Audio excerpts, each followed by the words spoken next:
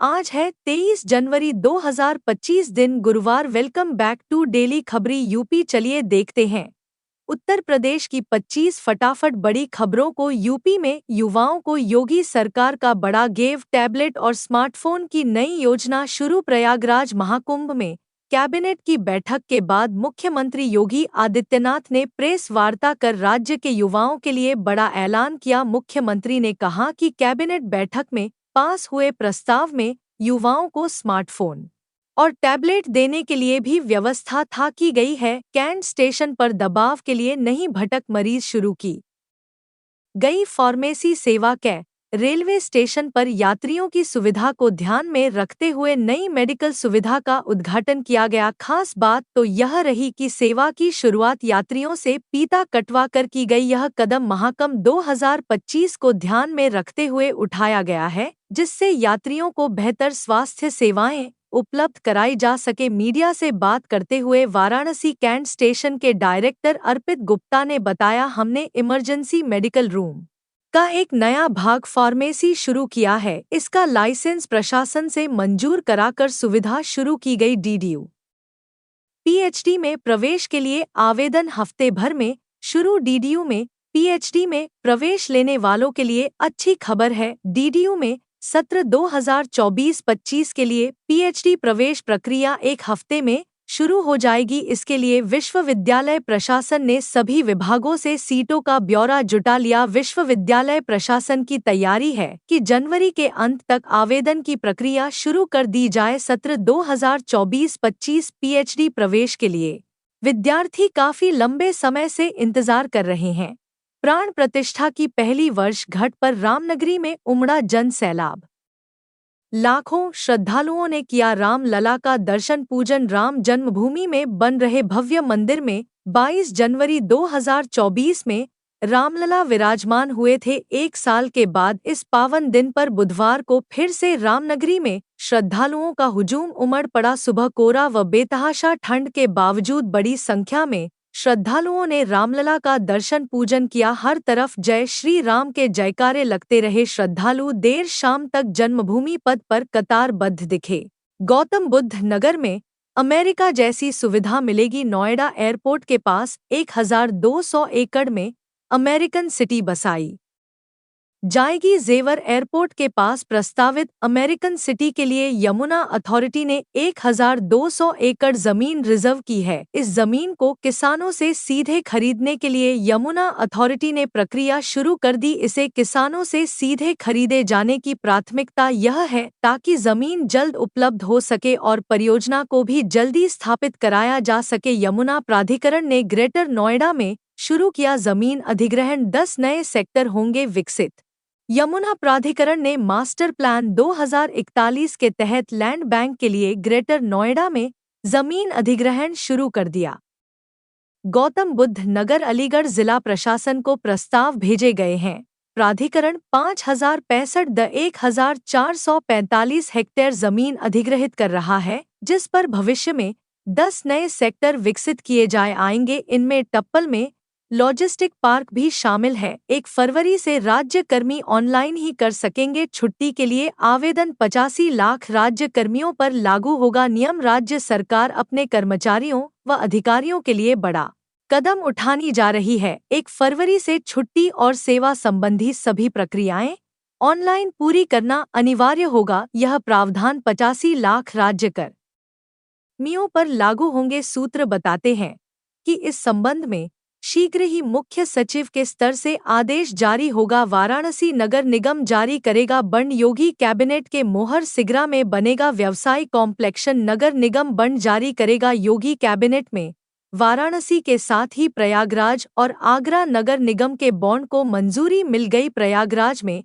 Cabinet बैठक के दौरान सीएम योगी आदित्यनाथ ने कहा कि वाराणसी में प्रधानमंत्री की प्रेरणा से काशी विश्वनाथ धाम बनने के बाद काशी वैश्विक पटल पर छा रहा है। ऐसे में यहां नगर निगम बॉन्ड जारी करेगा। कैबिनेट बैठक के दौरान सीएम योगी आदित्यनाथ ने कहा कि प्रयागराज चित्रकूट विकास क्षेत्र के साथ साथ वाराणसी में भी नीति आयोग के सहयोग से विकास क्षेत्र विकसित किया जाएगा। लखनऊ में बाघ से बड़ी किसानों की परेशानी, बोले संकट में खेती और बागवानी। पिछले 1.5 माह से ज्यादा दिनों से रहमान खेड़ा जंगल के आसपास काकरी और मलिहाबाद के सीमावर्ती गांव में बाघ की मौजूदगी से ग्रामीणों में भय व्याप्त है। दहशत में किसान खेतों और बागों में नहीं जा रही, नतीजतन खेतों में तैयार फसलें देख रहे कि अभाव में बर्बाद हो रही हैं। साथ ही आगामी आम की फसल के खराब होने की आशंका बढ़ गई। ऐसे में किसान सिर्फ किस्मत कोसने के अलावा कुछ नहीं कर पा रहे। कन्नौज को मिली सेंट्रल स्कूल की सौगात। फरवरी 2025 से शुरू करने की योजना। इत्र नगरी कन्नौज को केंद्रीय विद्यालय की सौगात मिली है। केंद्र सरकार से केंद्रीय विद्यालय की मंजूरी मिली। अब जिला प्रशासन केंद्रीय विद्यालय खोलने की कवायद तेज कर दी है। इसके लिए फिलहाल स्थायी भवन की व्यवस्था की जा रही है। केंद्रीय विद्यालय के डिप्टी कमिश्नर लखनऊ सेना सेठ और जिलाधिकारी ने 3 भवनों का स्थलीय निरीक्षण किया। 1 अप्रैल से महंगी होगी बिजली, दिन और रात के रेट में होगा फर्क। घरेलू भुगतानों के लिए अब टाइम ऑफ डे टैरिफ लागू करने की योजना बनाई जा रही है, जिसका मतलब है कि दिन और रात के समय बिजली की दरें अलग अलग होंगी। इसका असर यह हो सकता है कि बिजली बिल 10 से 20% बढ़ जाए। यह बदलाव मल्टी ईयर टैरिफ रेगुलेशन 2025 के मसौदे में शामिल किया गया, जो फिलहाल बड़े और छोटे उद्योगों पर लागू है। प्रदेश के माध्यमिक विद्यालयों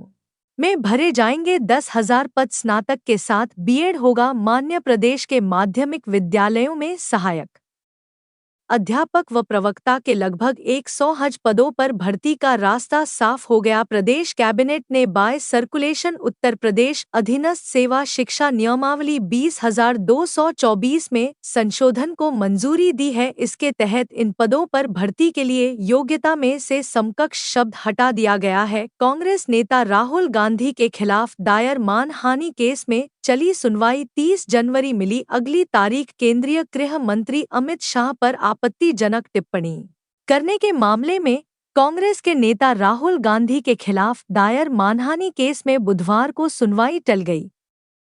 वकीलों के कार्य बहिष्कार से परिवादी भाजपा नेता से जिरह नहीं हो पाई। एमपी एमएलए के विशेष कोर्ट के मजिस्ट्रेट शुभम वर्मा ने परिवादी से शेष जिरह के लिए 30 जनवरी की तिथि तय कर दी है। राम मंदिर के पहले और दूसरे तल में बनाया जा रहा म्यूजियम अत्याधुनिक तकनीक से होगा लैस। यूपी के योध स्थित राम मंदिर के पहले व दूसरे तल में म्यूजियम भी बनाया जा रहा है। इसमें 12 गैलरी दीर्घ होंगी। 5 ऐसी दीर्घ होंगी जो लेटेस्ट टेक्नोलॉजी 3D 7D और एमरशिप टेक्नोलॉजी से सुसज्जित होंगी। इसके साथ ही मार्च तक मंदिर में लगने वाली सभी मूर्तियों को स्थापित कर दिया जाएगा। योगी कैबिनेट के गंगा एक्सप्रेसवे के एक्सटेंशन को ममाकुम में आयोजित। यूपी की योगी कैबिनेट ने गंगा एक्सप्रेसवे की एक्सटेंशन को मंजूरी दे दी। मेरठ से प्रयागराज तक बन रहा गंगा एक्सप्रेसवे अब मिर्जापुर, भदोही, वाराणसी, चंदौली से होते हुए गाजीपुर में पूर्वांचल एक्सप्रेसवे से जुड़ जाएगा। इसके बनने से पश्चिमी यूपी और एनसीआर से बिहार के लिए नया रूट भी मिल जाएगा। गाजीपुर का बड़ा इलाका बिहार से जुड़ा है। गंगा एक्सप्रेसवे को मंजूरी भी 2019 के कुंभ में आयोजित योगी कैबिनेट की बैठक में मिली थी। पीएचडी में दाखिले के लिए 3 दिन और मिले 15 दिन में आए 7,000 आवेदन। बीएचयू के पीएचडी प्रवेश में दाखिले की अंतिम तिथि बढ़ाकर 25 जनवरी कर दी गई। वहीं काउंसलिंग की तारीख 27 से बढ़ाकर 29 जनवरी कर दी। अभ्यर्थियों की मांग पर 27 और 28 जनवरी को फॉर्म में माइनर करेक्शन की नई व्यवस्था कर दी गई। बाकी परीक्षाओं, रिजल्ट और प्रवेश बंद होने की तारीखों में कोई बदलाव नहीं किया गया। पीएचडी आवेदन की तारीख बढ़ने के साथ ही आज ही सेंट्रल ऑफिस में पीएचडी नियमावली में बदलाव को लेकर भी कुछ घोषणा हो सकती है। बच्चों में कैंपस प्लेसमेंट ड्राइव। बीएचयू में सेमेस्टर परीक्षाएं समाप्त होने के बाद कैंपस प्लेसमेंट ड्राइव ने जोर पकड़ लिया है। इस बार 150 से अधिक कंपनीज 1,300 से ज्यादा छात्र छात्राओं को नौकरी का अवसर देंगी। बीएचयू के ट्रेनिंग एंड प्लेसमेंट सेल के आमंत्रण पर 100 कंपनीज पहले ही सहमति दे चुकी हैं।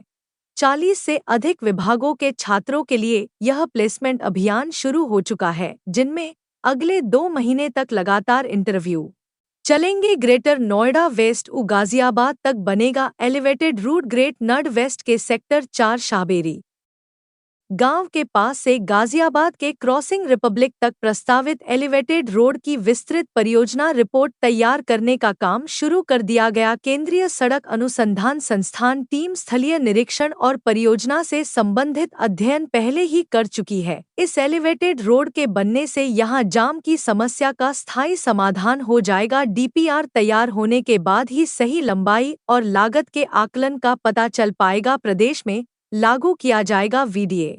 कलन न्यूज पोर्टल से मिल सकेगी भूमि के उपयोग की जानकारी। आपको बता दें कि वीडीए का लैंड यूज पोर्टल पूरे प्रदेश में लागू किया जाएगा। प्रमुख सचिव आवास और शहरी नियोजन विभाग की अध्यक्षता में श्री लाल बहादुर शास्त्री भवन लखनऊ स्थित कार्यालय में बैठक में प्रस्तुतिकरण के बाद यह निर्णय लिया गया। लैंड यूज पोर्टल वीडीए की ओर से विकसित किया गया है। इससे लोगों को भूमि के उपयोग की जानकारी आसानी से मिल पाएगी। योगी सरकार ने 2009 बैच के आरपीसीएस अफसरों को दी पदोन्नति। उत्तर प्रदेश में आईएएस पीसीएस अफसरों के प्रमोशन सेवा विस्तार ट्रांसफर का दौर जारी है। अब इस क्रम में योगी सरकार ने 8 पीसीएस अधिकारी को पदोन्नति देकर उनके पदनाम में बदलाव कर दिया है। विजय कुमार विशेष सचिव ने शशिक का आदेश जारी किया। जल्दी पदोन्नत किए गए अफसर अपना पदभार ग्रहण करेंगे। दिल्ली चुनाव में योगी आदित्यनाथ की विशेष डिमांड इन विधानसभा क्षेत्रों में कर सकते हैं प्रचार। उत्तर प्रदेश के प्रयागराज में चल रहे महाकुंभ के बीच जल्द ही उत्तर प्रदेश के मुख्यमंत्री योगी आदित्यनाथ दिल्ली के चुनाव प्रचार को संभालने जा रहे हैं। वहीं कुंभ मेले में फरवरी के पहले सप्ताह में प्रधानमंत्री और माह के अंत में गृह मंत्री के शामिल होने की संभावना जताई जा रही है। इसके लिए जमीनी स्तर पर सभी एजेंसीज की तैयारियां चल रही हैं। किसानों के लिए खुशखबरी, नए सर्कल दर का मिलेगा 4 गुना मुआवजा। मैनपुरी के घिरोर के ग्राम मोहब्बतपुर नाली के निकट केंद्र सरकार के निर्देश पर पावर ग्रिड कॉरपोरेशन सौर ऊर्जा संयंत्र की स्थापना के लिए किसानों से जमीन नई सर्कल दरों के आधार पर ली जाएगी। नई सर्किल दरों के हिसाब से 4 गुना मुआवजा तय होगा। जिला प्रशासन ने इस पर मंथन कर लिया। अब किसानों से आखिरी वार्ता होना बाकी है। किसानों से वार्ता के बाद उनसे सहमति पत्र लिए जाएंगे। भारत को मिल गई हाइपरसोनिक मिसाइल्स वाली तकनीक की चाबी। भारत ने रक्षा क्षेत्र में एक और बड़ी सफलता हासिल की। इसने सुपरसोनिक मिसाइल बनाने की दिशा में बड़ा कदम उठाया। दुनिया की सबसे बड़ी ताकतें इन मिसाइल्स को बनाने में टी है, क्योंकि यह मौजूदा मिसाइल और हवाई सुरक्षा प्रणालियों को चकमा दे सकती हैं। इनकी तेज रफ्तार, बेहतरीन नियंत्रण और कम ऊंचाई पर उड़ान भरने की क्षमता इन्हें खास बनाती है। बयादियों की lab defence research and development laboratory ने हाल ही में जमीन पर 120 सेकंड तक एक्टिव कूल स्क्रम जेट कमस्टर का परीक्षण किया। रामलला की प्रतिष्ठा के साथ शिखर पर पहुंची रामनगरी भव्यता का पर्याय बनता जा रहा मंदिर। नव्य भव्य मंदिर में रामलला की प्रतिष्ठा का बुधवार को 1 वर्ष पूर्ण हो रहा है। यह अवधि राम मंदिर के साथ रामनगरी को भव्यता के शिखर पर ले जाने वाली रही है। इस स्वर नम यात्रा का आरंभ 5 अगस्त 2020 को हुआ था, जब प्रधानमंत्री नरेंद्र मोदी ने राम मंदिर निर्माण के लिए भूमि पूजन किया। भूमि पूजन के बाद के 4 वर्षों की यात्रा में यदि इस उन्नयन का आधारभूत ढांचा और भवन तैयार हुआ तो रामलला की प्राण प्रतिष्ठा के बाद से राम मंदिर के साथ रामनगरी शिखर का स्पर्श कर रही है। ताजमहल को लेकर सुरक्षा एजेंसीज का अलर्ट जारी। ताजमहल में मुगल बादशाह शाहजहां की असली मज़ार की सुरक्षा का एजेंसी ने अलर्ट जारी कर दिया। शाहजहां के 3 दिनी उर्स के दौरान असली मज़ार का दीदार करने वालों पर कड़ी नजर रखने के निर्देश जारी किए गए। आशंका जताई गई है कि उर्स के दौरान शाहजहां के मज़ार पर कोई गंगाजल न चढ़ा दे। एहतियातन सुरक्षा बल के 50 जवानों की टुकड़ी भी इस दौरान तैनात की जाएगी। तो यह थी आज की 25 बड़ी खबरें। अगर आपको न्यूज़ पसंद आई हो तो वीडियो को लाइक और शेयर जरूर करें। धन्यवाद।